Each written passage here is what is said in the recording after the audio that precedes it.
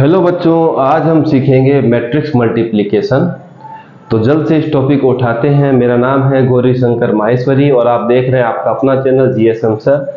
और हम हेडलाइन डाल रहे हैं मल्टीप्लिकेशन ऑफ मैट्रिक्स। और इसमें क्या होता है, क्या कॉन्सेप्ट लगते हैं, सारा कुछ। सबसे पहले मैं एक मैट्रिक्स ले लेता हूं। मान लीजिए मैट्रिक्स का नाम ए रखा है और इसमें मैं लिखता हूं 1 2 3 और 4। तो सबसे पहले ध्यान देने वाली बात यह है कि अगर इस मैट्रिक्स को हम किसी कांस्टेंट नंबर से मल्टीप्लाई करते हैं, मैट्रिक्स तो मैट्रिक्स से नहीं कर रहे फिलहाल, पहला तो स्टेप है हमारा, वो हम ये सीख रहे हैं किसी मैट्रिक्स को कांस्टेंट नंबर से मल्टीप्लाई करने पर क्या होता है। तो मैं अगर इसको कांस्टेंट नंबर 3 से मल्टीप्लाई करता हूं, 3 है, तो इस पूरी मैट्रिक्स के आगे मैं क्या लिख दूंगा, 3 1 2 3 4 लिख के मैंने छोड़ दिया।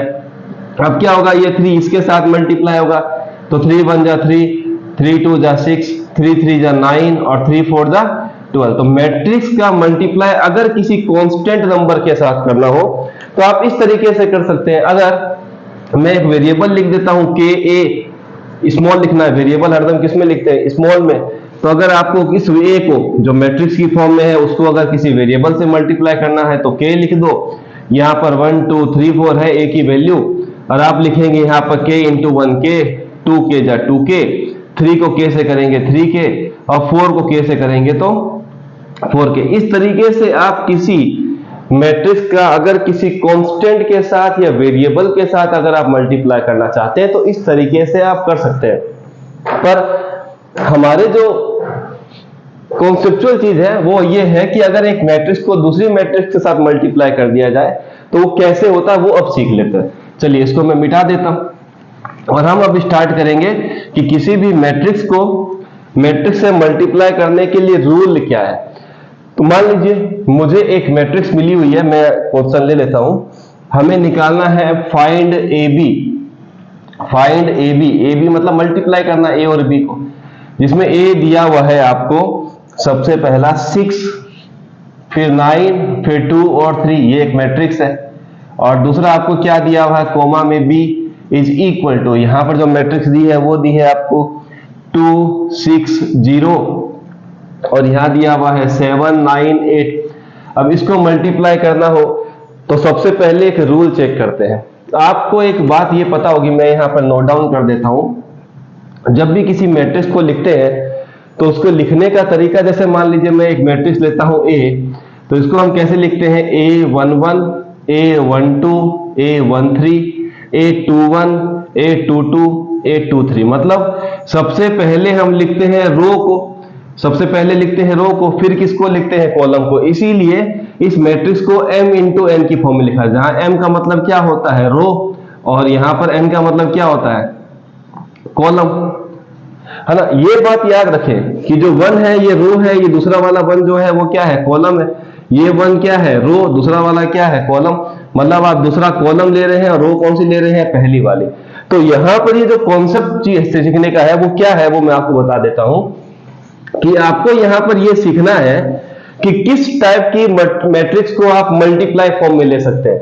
तो सबसे पहले ये याद रखें कि ये मैट्रिक्स जो है वो 2 by 2 की है, 2 multiply by 2। पहले रो लिखते हैं फिर कॉलम लिखते हैं। तो रो कितनी है, 1 और 1 2, कॉलम कितने हैं, 2। यहां पर रो कितनी है, 1 और 1 2, ठीक है। कॉलम कितने हो गए, 1 2 3, 2 इंटू 3 का ऑर्डर आ गया। अब बड़ी बात यह है कि आप ये चीज चेक करेंगे कि पहला जो मैट्रिक्स है उसका कॉलम और दूसरे मैट्रिक्स का रो आपस में इक्वल होना चाहिए। याद रखिए मल्टीप्लिकेशन का रूल है कि पहले वाली मैट्रिक्स का आपको कॉलम पकड़ना है और दूसरी वाली मैट्रिक्स का आपको रो पकड़ना है।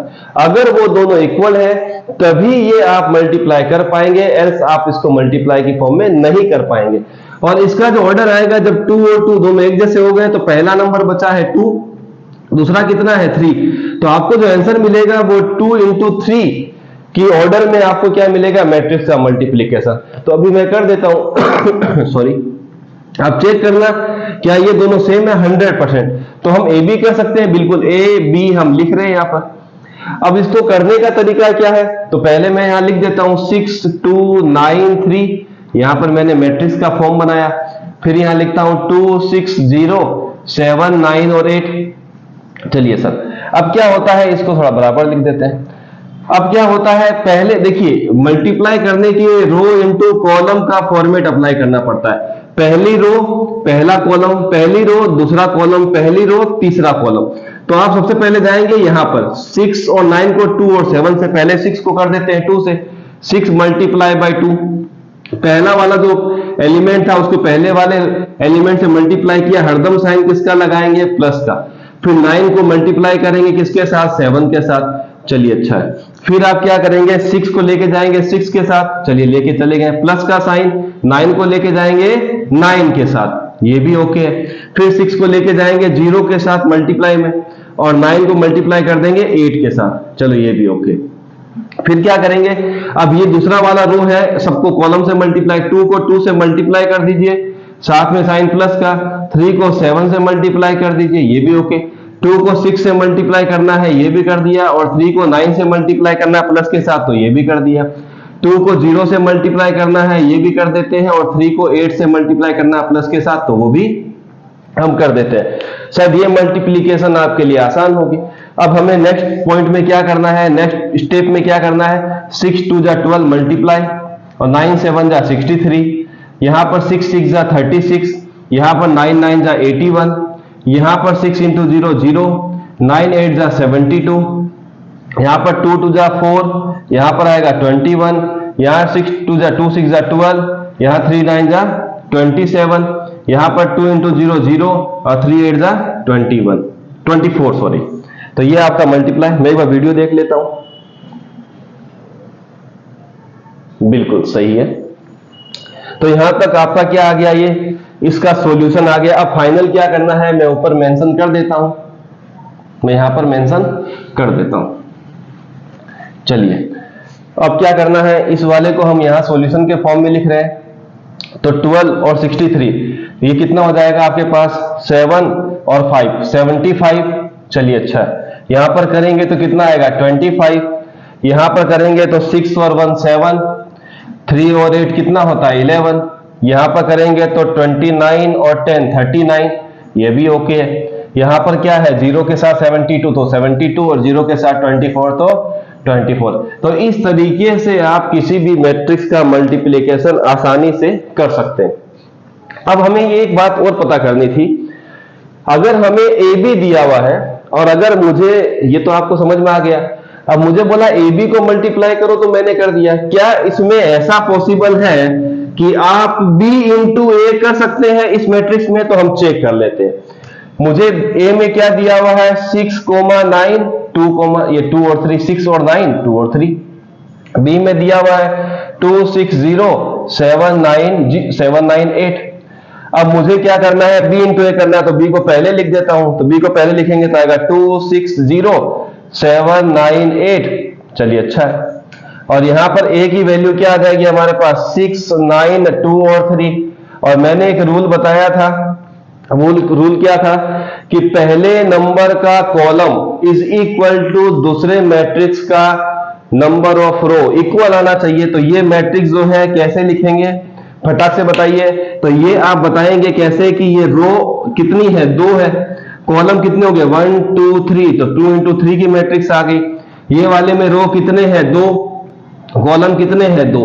तो आप चेक करेंगे तो इसका कॉलम कितना आया 3, इसका कॉलम कितना आ रहा है 2। तो ए और बी तो आप कर सकते हैं मल्टीप्लाई में, ए बी मल्टीप्लाई ओके, पर बी ए करना चाहेंगे तो उसकी मल्टीप्लाई पॉसिबल नहीं है, क्योंकि number of column of the first matrix is not equal to the number of row of the second matrix. और ऐसी कंडीशन में आप इसको मल्टीप्लाई नहीं कर सकते। तो इस टाइप से आप मैट्रिक्स मल्टीप्लीकेशन कर सकते हैं। मिलते हैं नेक्स्ट वीडियो में।